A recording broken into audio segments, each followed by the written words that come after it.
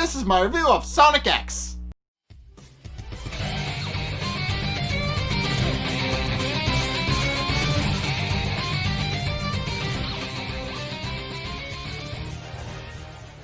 Okay, so in this episode we find out the reason that Sonic is actually smashing the mirror towers to Eggman's sunshine balls, and we also finally learn what Dr. Eggman is actually planning, and a whole bunch of other interesting stuff. So it starts off with Chris and his family defending the Thorndike residents from the angry mob, and they immediately corner Chris and his friends, demanding to know where Sonic is. And Chris doesn't know where he is, and also concludes that he wouldn't do anything like that.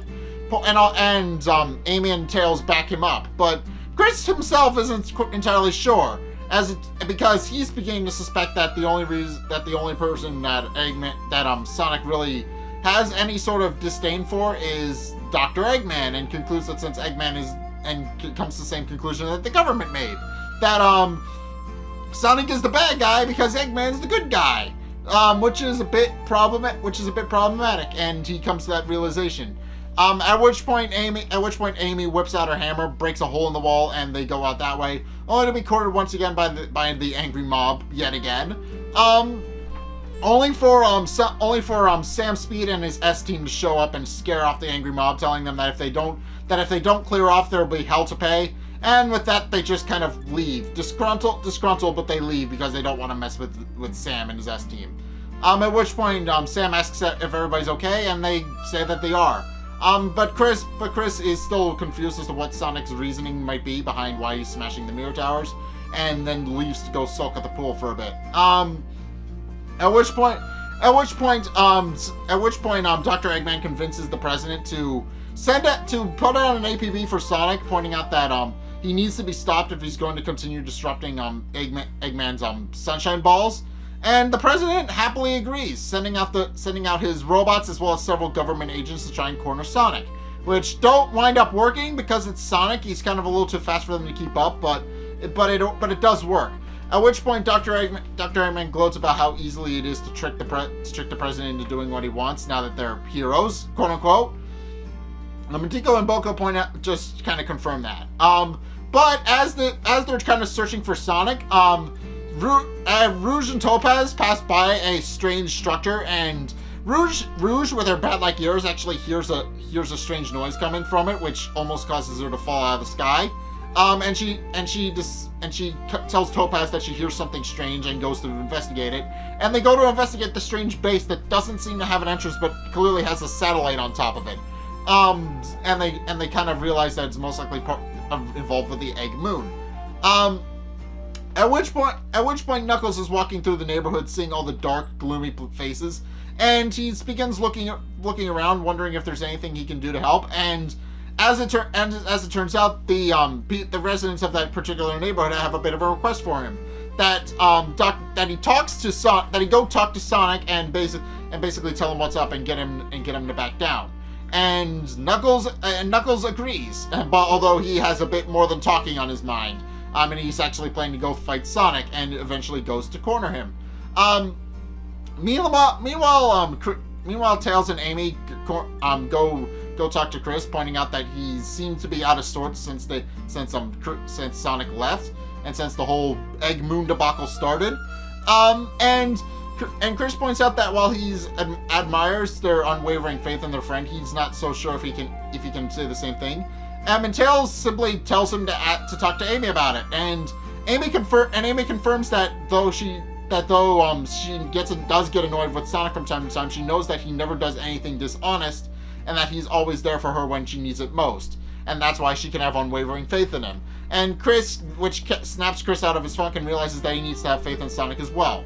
And with that, they get into the X Tornado to go find Sonic. And this eventually all comes to a head when Sonic decides to smash the last of the mirror towers and is stopped by Knuckles. And while Sonic is a little confused as to why Knuckles is there, and also kind of greets him like an old friend, Knuckles is keen on starting a fight, and the two are very evenly matched. And sure enough, neither of them can land a blow. But during the fight, they actually have a bit of talk, and Knuckles points out that Sonic is causing a lot of problems for a lot of people, and Sonic is understandably confused. At which point, Chris, Tails, and Amy and the X-Tornado show up in the X-Tornado and land in between the two of them, stopping the fight, and dissuade Knuckles from actually stopping him, pointing out that Sonic most likely has a good reason for doing so. And sure enough, when the government shows up, and Sonic actually reveals that reason, and his reason is he just points to the egg moon. At which point he proceeds to give everybody a basic astronomy lesson, pointing out that the way the orbits work, involving the moon, the Earth, and the sun, it would be impossible for the moon to stay in place and block out the sun continuously, and that Dr. Eggman is most likely responsible for keeping the moon in place. Points out that the sunshine balls are likely a get rich quick scheme.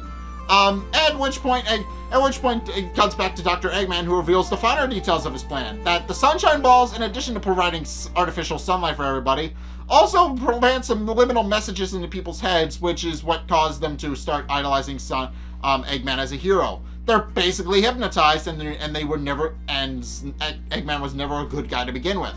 And Rouge and Topaz, who were with Sonic, called the president to reveal the point about how Eggman had tricked him. But by that point, it's too late, and Dr. Eggman has already won. Basically, he proceeds to basically hold the president and his aide hostage, and pointing out that his Eggman empire is now closer than it's ever been.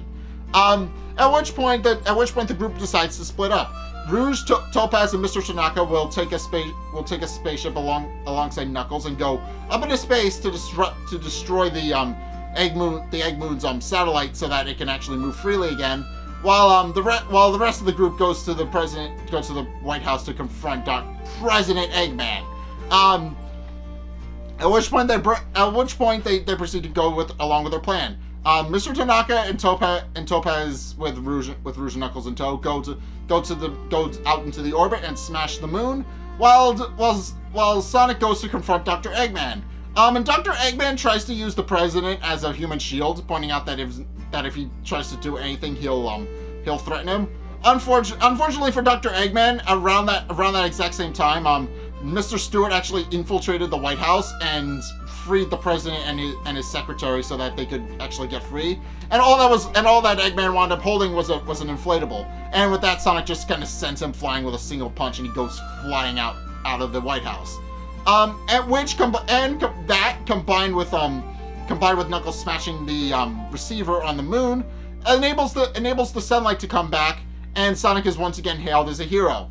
And everybody begins to celebrate the first sunlight of the new year proper, which is what started this whole mess. And Mr. Tanaka and Topaz, who were still out in the spaceship as this is happening, point out that they should see the sunrise from up there sometime, and Topaz agrees with him.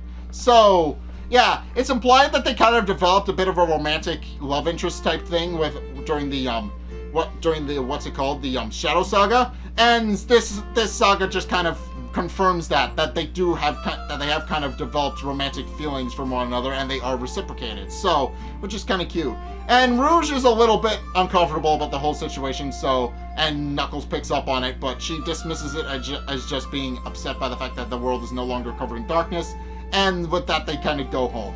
At which point Eggman is now on the run because he is being wanted by the police, but before he actually can escape the police, he's confronted by Sonic and his friends, who all show up with a sign over their head and basically just ask Dr. Eggman random trivia questions about the show, which he tries to answer correctly to the best of his ability, up until he gets the Sonic's question, which is who is cooler, Dr. Eggman or Sonic. He picks Eggman for obvious reasons, and then is promptly arrested for his crimes, and that's kind of where the saga ends. So, yeah, it took them however many episodes up to this point, but Dr. Eggman finally gets arrested for all of the shit he's done up to this point. So, Yeah, that's a good thing. So it ends with Dr. Eggman being arrested. Not that that's the end of the series. There's still several more episodes to go, but it kind of end with Dr. Eggman being arrested, but he claims he'll be out eventually and that he'll be able to get free. So yeah, he'll be arrested, but he'll eventually escape. So he won't be arrested for very long. But in any case, that's the end of the Egg Moon Saga. That's my review of Sonic X. What did you guys think? Let's get a discussion going in the comment section down below, or over on my Discord server, link in the description. Anyway, thank you guys so much for watching. If you enjoyed, be sure to like, comment, and subscribe. Also, be sure to follow me on Facebook and on Twitter in the description below. And also, be sure to check out my Patreon in the description below as well. It's only a couple bucks a month. It really helps me out, and you guys get access to a bunch of cool perks that I'm always saying thanks. So be sure to check those out in the description below as well. But in any case, thank you guys so much for watching, and until next time, I will see you guys in the next video. Peace!